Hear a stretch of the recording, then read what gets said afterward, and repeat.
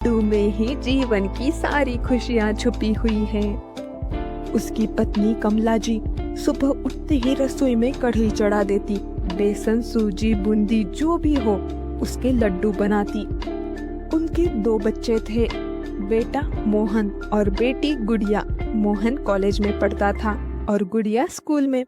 दोनों का नाश्ता भी लड्डू, टिफिन में भी लड्डू और शाम को भूख लगती तो भी हाँ लड्डू ही खाते थे वो। लड्डू के सिलसिले की कहानी की शुरुआत बहुत पुरानी थी।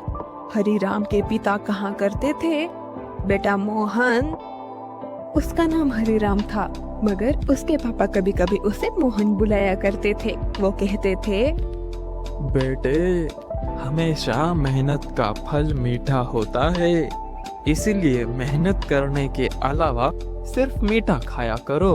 और मीठे का राजा है सिर्फ लड्डू और लड्डू, इसीलिए तो मैं कहता हूँ बस लड्डू खाया करो, लड्डू। सुबह शाम दिन रात लड्डू लड्डू लड्डू, ओम भट स्वाहा, लड्डू आहा। यही बात हरिराम के दिल में बैठ गई। धीरे धीरे ये आदत बन गई और आदत कब लत बन गई किसी को पता ही नहीं चला। गांव में कोई शादी ब्याह हो तो लोग मजाक में कहते, हरिराम जी को बुला लो, लड्डू की कमी नहीं पड़ेगी। हरिराम जी को बुला लो, फिर क्या दिन रात लड्डू लड्डू लड्डू की कुछ कमी ही नहीं है। कमला जी भी मानती थी कि घर में मिठास रहे तो रिश्ते मीठे रहते हैं, इसलिए वो कभी ये नहीं सोचती कि रोज रोज इतना मीठा ठीक है भी या नहीं। धीरे धीरे शुरू हुई परेशानी। शुरुआत में तो सब ठीक था, सारे लोग काफी स्वस्थ थे, लेकिन कुछ महीनों बाद हालात बदलने लगे। हरिराम को दिन में कई बार पेट में गैस बनने लगी, पेट में भारी भारी सा रहता। मोहन को भी कुछ खास अब अच्छा नहीं लगता था। मोहन को पढ़ते समय नींद आने लगी, वो बार बार उबासियां लेता था। वो ये सोचता था कि उसका पढ़ाई में मन क्यों नहीं लग रहा, बार बार नींद क्यों आ रही है उसे। काफी सुस्ती सी रहने लगती थी उसके शरीर में भी, पर वो समझ ही नहीं पा रहे थे कि ये सब क्यों हो रहा है। हर समय जब भी वो पढ़ने बैठता उसे नींद आती थी। और गुड़िया को स्कूल में पेट दर्द की शिकायत होने लगी, उसका भी हमेशा पेट में दर्द होने लगा था। वो भी परेशान हो चुकी थी कि आखिर मेरा इतना पेट क्यों दर्द हो रहा है। कमला जी भी खुद थकान और सिर दर्द महसूस करने लगी थी। वो ये सोचने लगे, मैं पहले इतने जल्दी तो नहीं थकती थी, आजकल इतना थकाव क्यों महसूस हो रहा है मुझे। पर वो कुछ ज्यादा ध्यान नहीं देती, उसे लगता है कि एवे होता होगा। घर में एक ही जवाब होता था सबका, अरे लड्डू से क्या होगा, ये तो ताकत देता है, ताकत। इतने मीठे लड्डू भला कोई नुकसान कर भी सकते हैं? नहीं, लड्डू की वजह से ये नहीं हो सकता। मगर एक दिन तो हद ही हो गई। रात के खाने के बाद सबने फिर लड्डू खा लिए।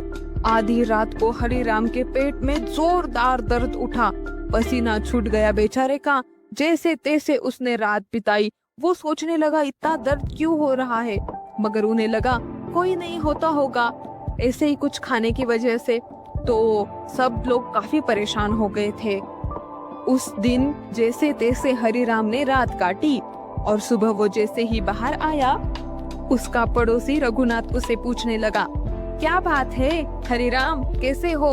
लगता है तुम्हारी हालत थोड़ी खराब है, तुम्हारा चेहरा कुछ ठीक नहीं लग रहा मेरे दोस्त। क्या हो गया, सब ठीक तो है ना?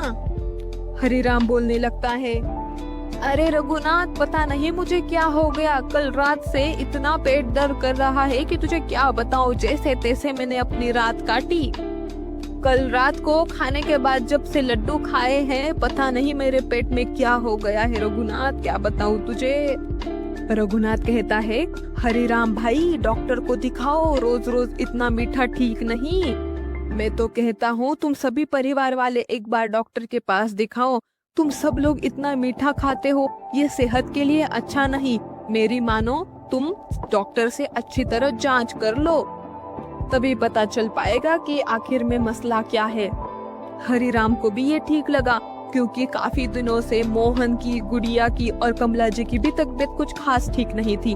उसने सोचा हम सभी जाकर रिपोर्ट्स लेकर आते हैं, इसलिए वो जांच करने गांव के ही डॉक्टर अनिकेत के पास चले गए। डॉक्टर ने सबकी जांच की और हरिराम डॉक्टर को अपनी शिकायत बताने लगे। अरे डॉक्टर साहब बचाओ, डॉक्टर साहब मैं तो मर ही गया हूँ। कल रात से मेरा पेट बहुत ही ज्यादा बिगड़ गया है। देखो जैसे तैसे पूरी रात मैंने बाथरूम में निकाली और सुबह होते होते तो और ही तबीयत खराब हो गई मेरी। और मेरे साथ साथ ऐसी ही हालत मेरे बीबी यानी कमला की भी यही है। कल रात से उसे भी ये सब हो रहा है, सिर दर्द हो रहा है उसे तो, और साथ ही में थकान के साथ वो तो कह रही है उसका शरीर भी काफी भारी हो गया है।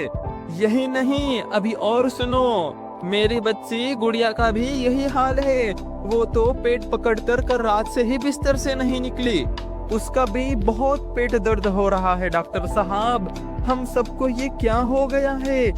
और रहा अकेला मेरा बेटा मोहन, तो उसे भी सुस्ती आ रही है। पता नहीं इतने दिनों के बाद से ही ये सब क्यों हो रहा है। और साथ ही में मुझे काफी दिनों से गैस भी हो रही है। लेकिन मैं खैर छोड़ो, बोल बोल के मैं सिर्फ यहाँ वहाँ बस गैस ही छोड़े जा रहा हूँ। इसलिए मैं गैस ही तो है, खैर छोड़ो, जाने दो, गैस ही तो है। ये सब करते करते देखो आज मेरी क्या हालत हो गई है डॉक्टर साहब। डॉक्टर ने सबकी जांच की, बीपी, शुगर, पेट की तकलीफ, सब कुछ। और डॉक्टर मुस्कुराते हुए बोले, ये तुम्हारी बीमारी बढ़िया नहीं है, तुम्हारी आदतों की वजह से हो रहा है ये सब। तुम्हारी आदत बढ़िया नहीं है, सुन भी रहे हो। हरिराम ने चौंक कर पूछा, मतलब ये आप क्या बोल रहे हो? हरिराम कहता है, अब मैंने क्या पाप कर दिया। डॉक्टर समझाते हुए बताते हैं, आप सब पूर्ण आहार नहीं ले रहे हो, सिर्फ मीठा खाते जा रहे हो।